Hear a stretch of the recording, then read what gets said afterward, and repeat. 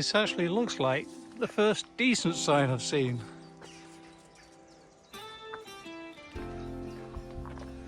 I'm loving this pathway as it kind of scoots in front of the various cottages.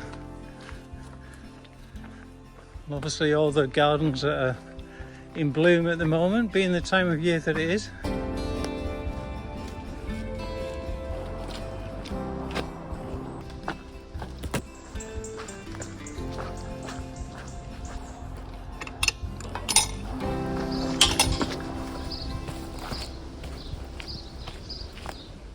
Hi folks, so we're on the trail again, Glyndwr way, here in Wales, 132 miles I believe, and yeah, one of the least popular national trails, but it is nonetheless a national trail, so I felt it warranted a degree of investigation. I'd heard that it could be overgrown, and I can imagine that could be the case, but so far I've not really seen too much evidence of that. No worse than any other trail. I think 30% of it says it's on roads, and I have been on one or two roads, but they've certainly been very quiet and very remote, so I don't think that's a real problem. Lots of fields apparently, but I haven't crossed any fields yet, and I've done about 5 kilometers. So yeah, it's going to be interesting to discover what makes it unique. I think I've already said that we started in Knighton and we finish in Welshpool, and both of those are on the Offers Dyke Trail. You virtually could draw a straight line between the two, and if you're on the Offers Dyke Trail, it'd be about 28 miles between the two. But this kind of heads, you can imagine a horseshoe on its side heading west, then that's where we're going at the moment. We're heading west, then eventually we'll turn and head towards Welshpool. But for now, I'm going. See you later. So as you can see, a bit wild and overgrown. This is the worst I've come across so far.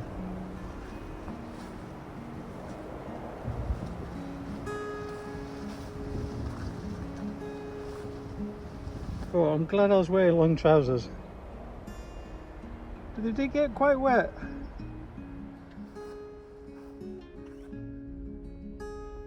Right, I'm getting the views now. I'm heading over that way. So the house on the left is called the Coach House, and you can imagine that being so close to the road. But they have a little sign on their gate which might interest you.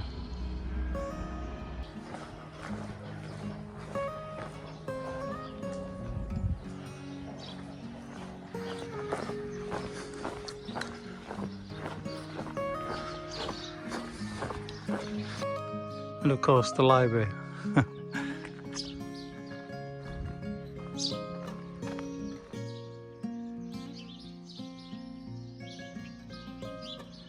Bus trip to Bwich-y-Sarnau, well,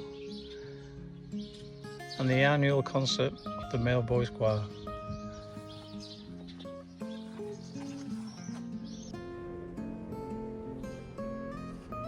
Walkers, we hope you enjoy your walk, but would be really grateful if you could ensure that the gates are closed properly, as we have had occasion when cattle sheep have taken the opportunity given when a gate has been left open ajar and delayed the visit to the village pub. Thank you.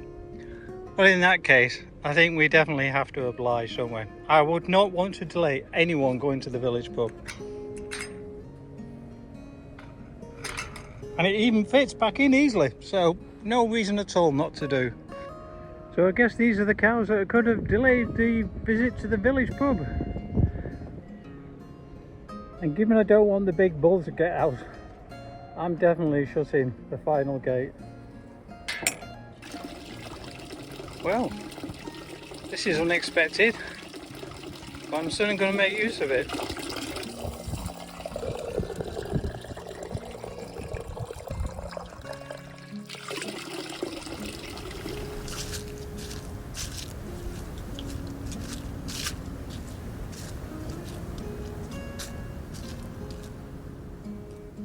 But one of the challenges of this particular trail, I do believe, is actually finding clean water.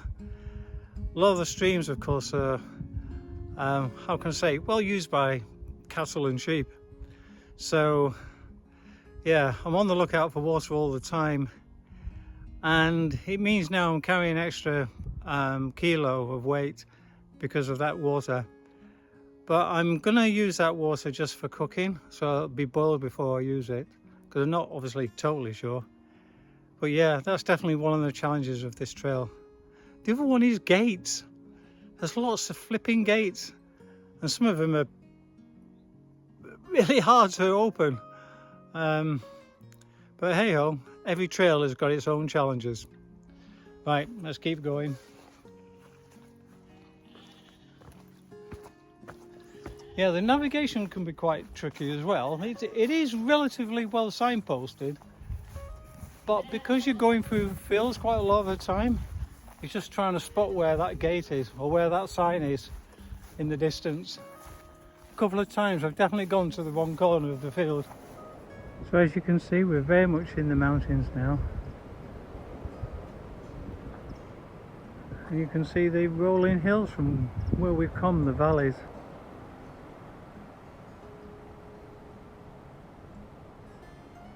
Yes, that's day one completed. Only managed to do about 15 miles, but to be fair, I didn't start till about 10:30. Had some transport issues this morning with the trains. So what do I think of the trail so far? Well, it's kind of met my expectations, because the research I did say rolling countryside and a few hills and moorland here and there, and a lot of sheep and cattle. And not many people, and I've certainly only met 2 or 3 people on the trail, and not people who are necessarily doing a full hike as such. There's been lots of gates, and they're so fiddly. And you saw some of those as well. More than I've ever kind of come across before. None of them seem to be in good order. Water again, yeah. Considering it's a national trail, real shortage of water. They could do with some specific points, or maybe 1 or 2 taps donated by farmers or something. I do worry about the plan ahead, but we shall see how we get on. Anyhow, beside that, I'm sort of enjoying it. I'm kind of breaking myself in gently. Be interesting to see how far I get tomorrow. No more talking. I need to get to bed. See you guys in the morning. Guess what? I can hear outside. I've got company. Hi guys. Not a lot to see this morning. Sheep and more sheep.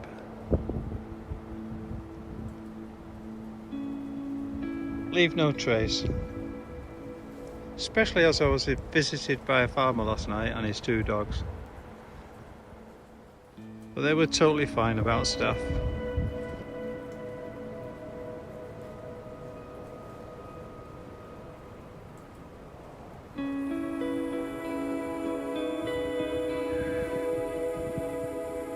Well, I'm intrigued by the full-size football pitch.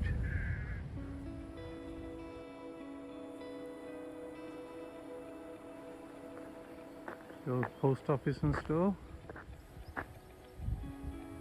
Big building, so it must have done a roaring trade in its time.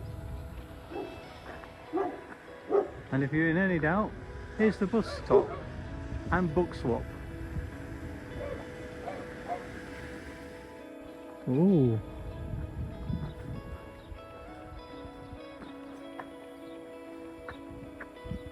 Something about the football team here. You probably won't be able to see it on the screen, but I'm in that drizzly rain again, and it's apparently like this most of the day. Although I do see a little bit back over there, the clouds beginning to break a little bit. Not sure it'll catch up with me. Anyhow, I'm trying to get to another village 7 miles away from virtually where I started, and it's a community calf and shop. Again, I'm not quite sure you can see that because of how grey and horrible the sky is, but there's a lot of wind turbines ahead, as well as another gate. Oh, okay. I am going to have to lift up.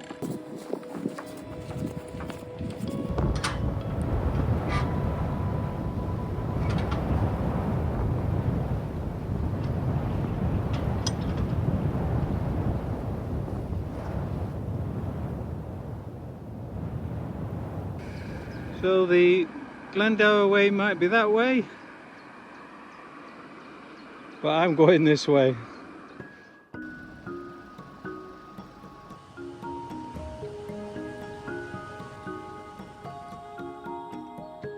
That was great. I enjoyed that.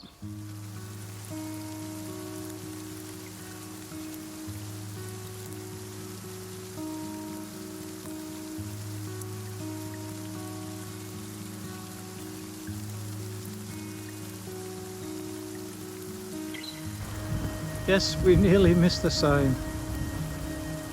Fairly well hidden that when you're coming down the trail. This trail has got some kind of formula. Take Nigel into a nice warm village, down in the lowlands, warm up, stop raining. Once he's dry, bring him back up into the hills. Drizzly rain, wind, miserable. But I'm still smiling. Right, I need to keep going.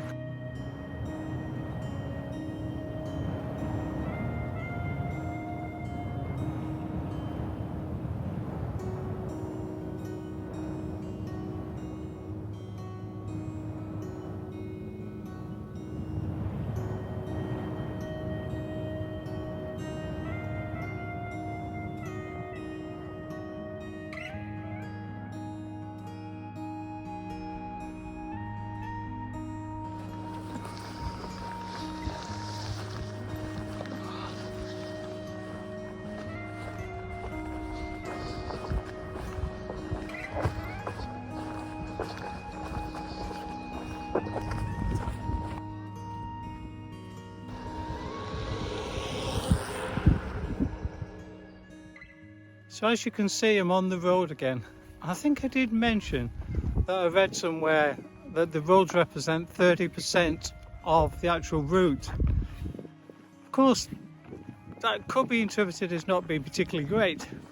But what I'm learning is that in time-wise, it probably only represents 20% of the time, or maybe as low as 10%, because the other percentage of time is pretty hard going. And in actual fact, I'm now looking forward to the road. They're definitely like relief. Can make good headway. That's where you actually put the miles in. So yeah, initially I thought the roads might be bad, but as you can see, they're all quiet. The cyclist that I saw before was the first person I've seen on any of the roads I've walked on. So there you go. So I was on the road and I nearly missed this turning. I've actually got a stile in front of me, which makes a welcome change from a gate. I like this little sign as well. Glyndwr walkers, please come this way. I certainly will.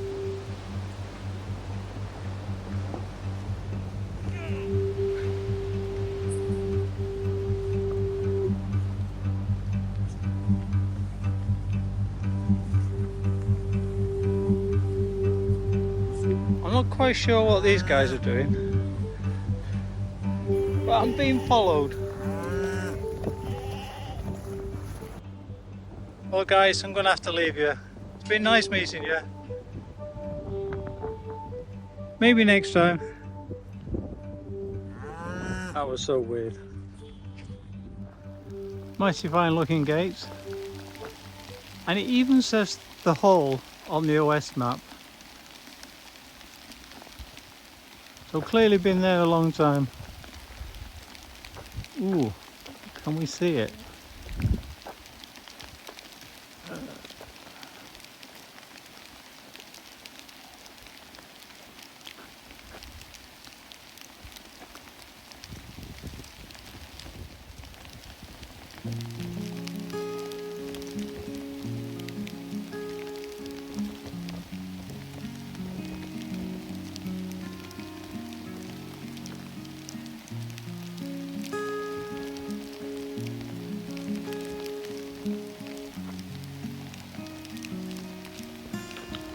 Love the sound.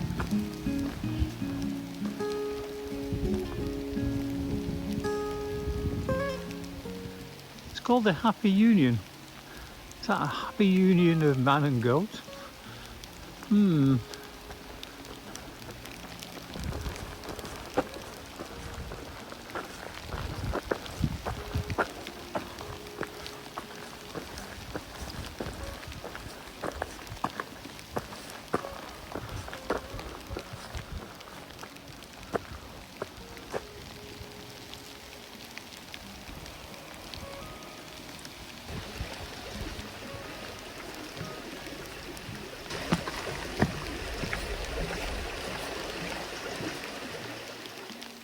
Well, it says the road ahead is closed.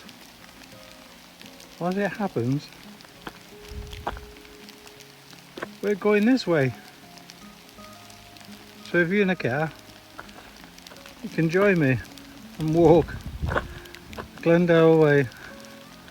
Not to be missed, the actual community centre, which is always open. You just need to go and push the door.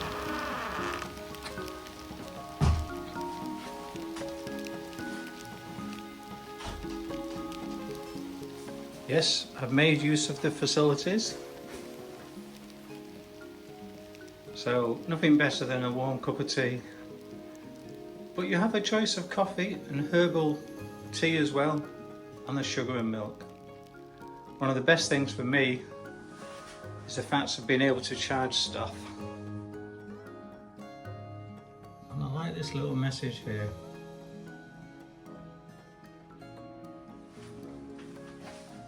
Here's the honesty box, which of course I've donated.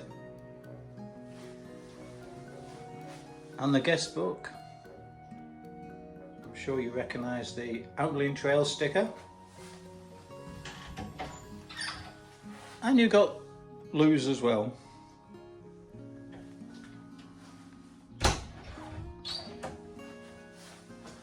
And as it says here, rely on donations. This is done by the community. You can see I'm back in the forest, and I'm glad I'm going through it in daylight. I think this would be quite spooky in the dark.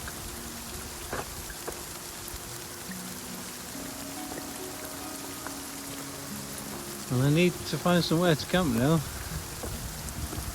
I don't think it'll be in here. Just thinking as I was doing a hard slog up this hill, I could do with a seat. And there's not been many seats. I can only remember 2 in the whole of this site so far.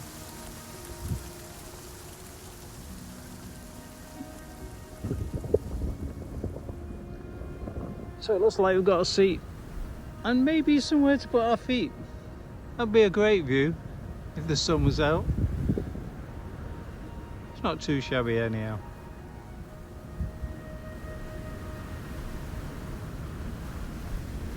So I've got an interesting wild camping spot. As you can see, the tracks down there, but I don't think anyone's going to disturb me. In fact, no one's went down that track in the last hour or 2. I'm not getting out of the tent because it's not very warm. And down there is a trickling stream which is providing a nice background noise. Today wasn't an awful lot of fun. I didn't record much. I just got my head down and tramped out the miles. I think I did about 24, so some benefit in doing that. But yeah, the weather was awful. Anyhow, I need to do similar. In fact, I've decided now I'm just going to churn out the miles and get the job done while the weather is so awful. I'm hopeful in maybe 2 or 3 days it gets better, or it's supposed to get better. So for now, it's just chugging out the miles.